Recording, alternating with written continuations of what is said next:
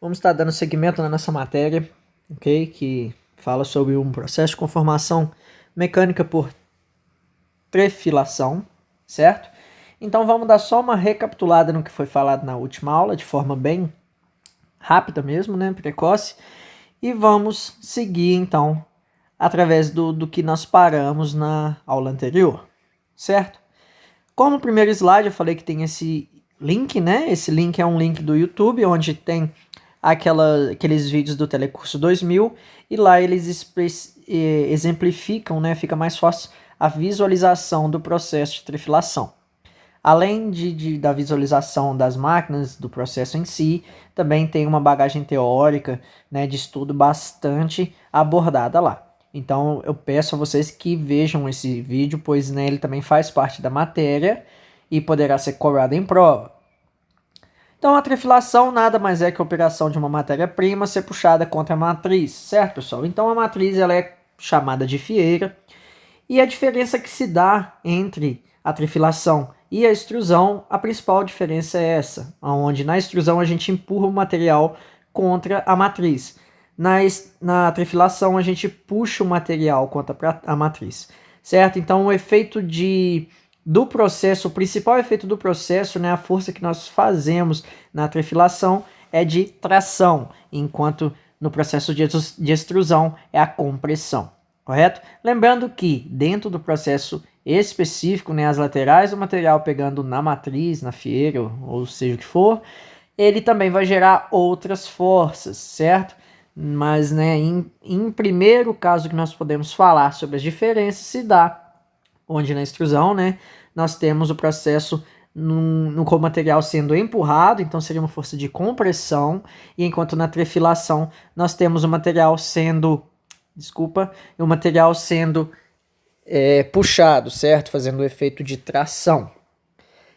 No processo de trefilação ocorre o escoamento plástico, né? Nós já falamos disso no início da nossa matéria, onde o escoamento ele se dá a partir da fase elástica, né? A quebra das moléculas de forma ligeira, exercendo menos quantidade de força, porém com uma deformação grande. Isso é o processo de escoamento. E o escoamento plástico, então, ele se dá após a fase elástica. Ele é o início da fase plástica, certo? E é nele que é produzido, então, essas forças de compressão, de tração, provenientes da reação da matriz, certo? Quando a matriz em contato com o material vai gerar essa força de compressão. Quando passar a máquina que eu dou uma relembrada sobre isso. O processo normalmente é realizado de forma a frio, como já vi falado, porém ele também tem a sua particularidade de fazer ele de forma quente. Hoje estaremos falando sobre isso.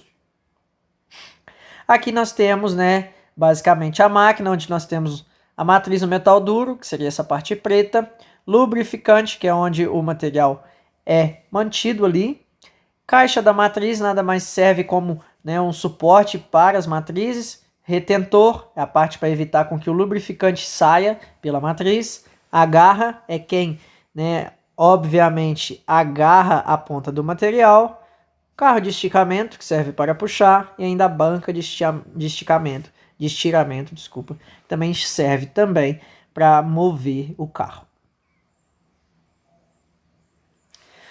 Os principais produtos utilizados são o arame, o tubo de cobre e os fios elétricos, certo? Esses são os materiais utilizados na trefilação. Lembrando que, né, a gente até chama ele de fio máquina, é um material, né, produzido de forma de laminação. A matéria-prima para a trefilação comumente denomina-se fio máquina, como eu falei, e o arame laminado a quente que não se fabrica em diâmetros menores que 5,5 milímetros. Por outro lado, ao longo das etapas de trefilação, o material é encruado, ou seja, a resistência mecânica cresce à medida que a resistência diária aumenta.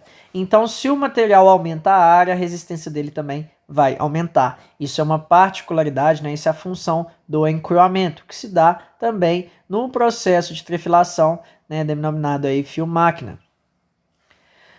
A preparação da matéria-prima para a trefilação se dá na operação de trabalho a quente, certo? Então, a preparação da matéria para esse tipo de processo vai se dar no trabalho a quente, onde o material, né, o material que está sendo aquecido, ele, ao trefilar, ele provoca essa formação de camadas de óxido, como já havia falado, que é a formação de carepa. Para quem está nas indústrias, né, deve ser muito comum ouvir esse tipo de assunto, carepa.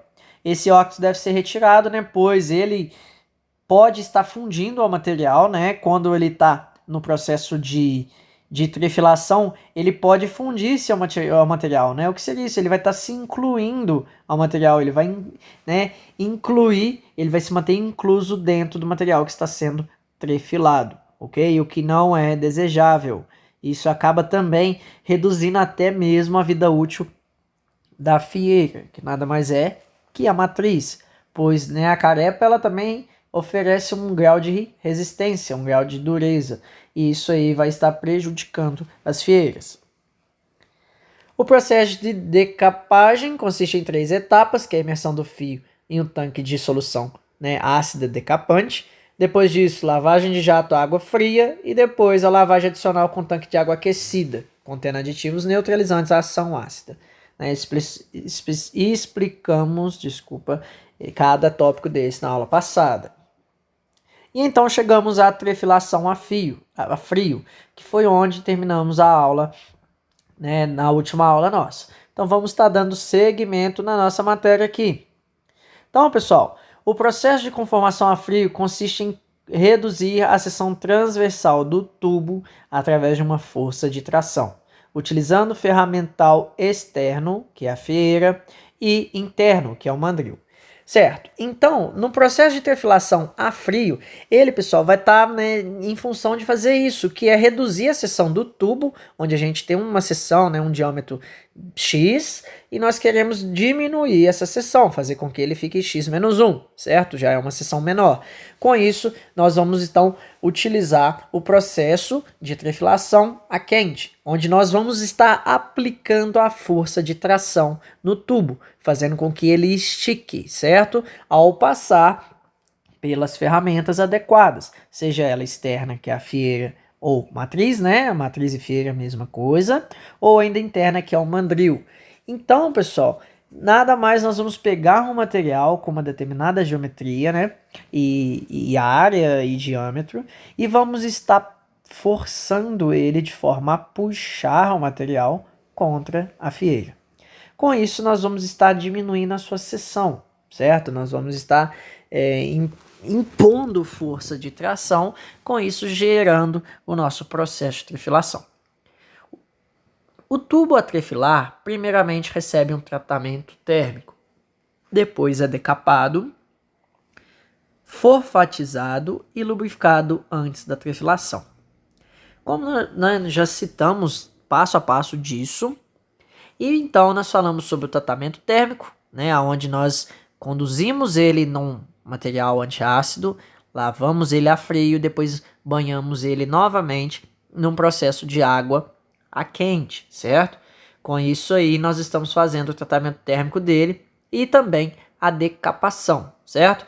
Depois disso nós forfatizamos, que nada mais é que nós colocarmos ele em estado de processo, onde ele já pode começar a se trefilar, e depois disso lubrificamos, que já foi o que falamos dentro da máquina, onde ele tem a sua parte, né, o seu reservatório próprio, com lubrificante próprio para o processo. Então, entre o diâmetro interno da fieira e o externo do mandril, forma-se uma coroa circular, que corresponde à espessura da parede desejada, através da qual se traciona o tubo a trefilar. Então, pessoal, quando a gente está fazendo esse processo, o diâmetro interno dele vai ser, né, através da fieira e do externo do mandril. Então, o mandril a gente tem que seria o externo dele e a fieira vai ser o interno. Com isso, nós vamos estar formando o que nós chamamos de coroa circular, que é uma das geometrias desejadas no processo, que corresponde então à espessura da parede desejada. Então, quanto mais próximo ficar a fieira do mandril, significa que a parede do tubo será menor. Quanto mais afastarmos um do outro, por exemplo, o mandril for com um diâmetro maior, bem maior do que o que a fieira é. Com isso, então, estaremos gerando uma geometria né, com parede maior, quando os dois estão mais equidistantes. Quando eles estão mais próximos, aí nós vamos gerar tubos com a parede menor, certo? Isso se dá ao tracionar o tubo no processo de trefilar, onde nós estamos impondo a força de tração de um material contra a fieira e o mandril, gerando então o que nós chamamos, né, de coroa circular, que é uma parede, né, a espessura da tubulação. Neste processo se reduz o diâmetro e a espessura, como já tinha falado no slide anterior, né? Como também melhora a superfície interna e externa. Pessoal, quando nós trabalhamos com uma fieira e com o nosso mandril pré-ajustados, né, com propriedades, características de rugosidade baixa, aonde, né, temos angulação da inclinação do material ao entrar na fieira ou no mandril, com isso nós geramos então a superfície interna e externa melhorada, né? Com isso vamos estar trabalhando o material a fim de ter superfícies internas e externas de forma melhor, né? Melhorizada. Com isso vamos gerar o produto, né, desejado com melhor qualidade, onde, né, vai ser funcional e o cliente que estará comprando vai estar, né, gostando muito através do processo em si, demonstrar essa capacidade de superfície ótima, né, muito boa. Através da trefilação a frio ocorre o encruamento do material, como, né, falamos já, isto é, o limite de escoamento. A dureza e a resistência de tração aumentam e o alongamento diminui. Então, pessoal, né, no processo a frio, o encruamento ele acontece um pouco antes, né? Então, com isso, nós vamos estar limitando essa característica do material, né, que é o de escoamento. Com isso, o limite de escoamento vai diminuir, né? A dureza e a resistência, o limite de escoamento vai aumentar, a dureza e a resistência da tração também vão aumentar, certo? Porém, né, de forma final, o alongamento vai diminuir. Então, né, temos que pensar que temos os pós e os contras do processo. Com isso, né, não podemos falar que é desejável, né, que só tenha ganho. A gente pode estar perdendo. Às vezes eu queria que o material se alongasse, né, de forma maior e eu não vou conseguir isso, certo? Através desse processo de trefilação a frio.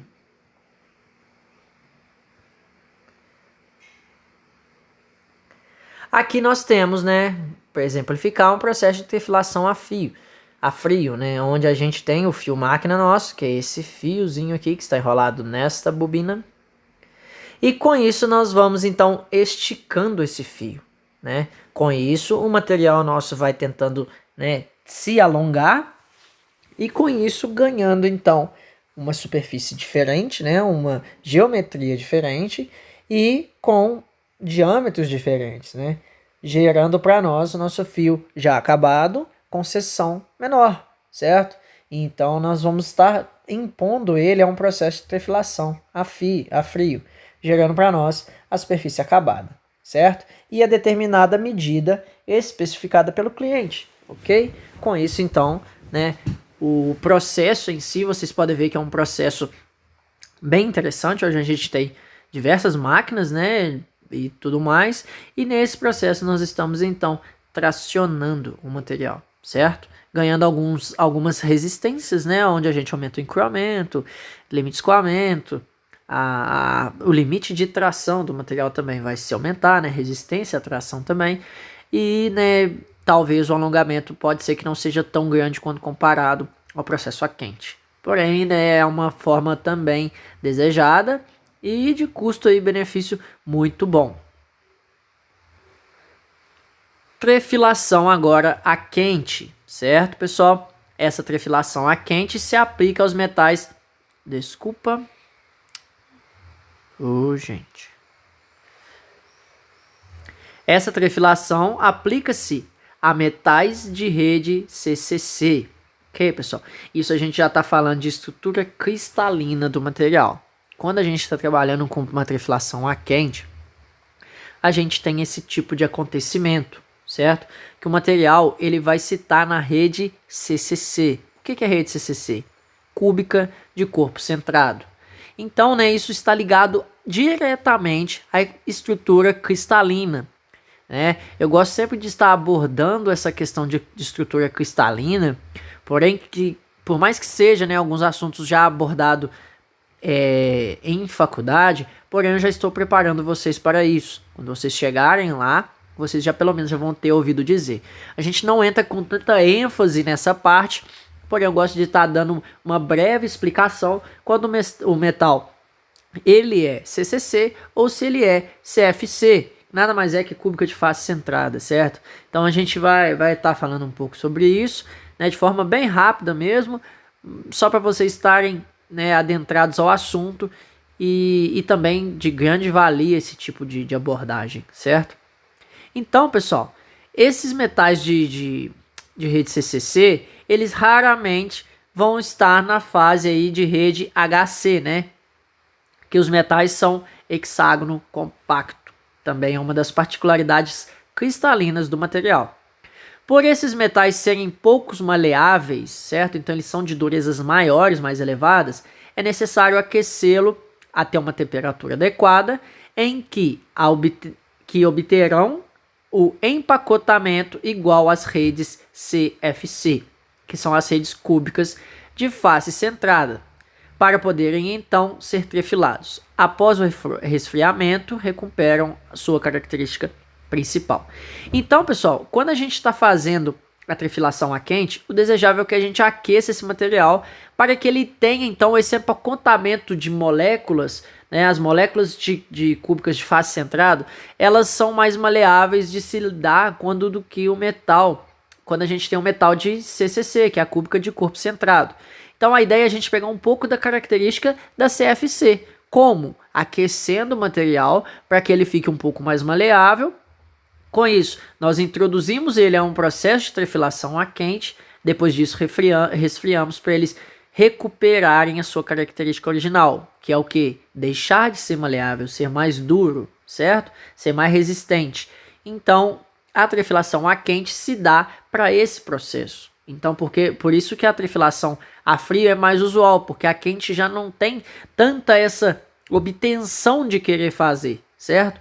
Então, a ideia é com que gere para nós esse material e que a gente possa mudá-lo durante o processo, porém, quando finaliza, ele volta com as suas características iniciais, correto?